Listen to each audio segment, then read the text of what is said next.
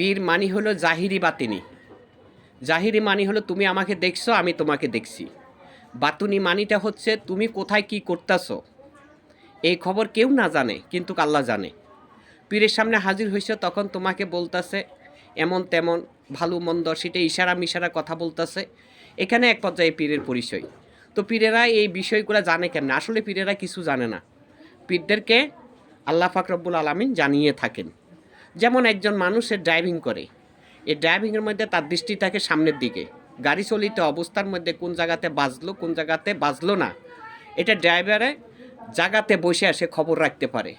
কোনো জায়গা যদি সামান্য পরিমাণও ভাজে সে অনুভব করতে পারে। তার অর্থ হলো সামনে পিছনে ডাইনে বামে চতুর্দিকে তার দৃষ্টি লাগানো রয়েছে। এটা হলো ড্রাইভারের অংশ। আর পীরে যখন প্রত্যেকটা ভক্তরে সমতুলভাবে ভালোবাসে, কোথায় কে কী করতেছে, কার মন কেমন, পীরে জানতে পারে। এই জন্যে পীরের কাছে আসলে নিজেকে তৈরি করা যায়। কথা বুঝতে পারছো?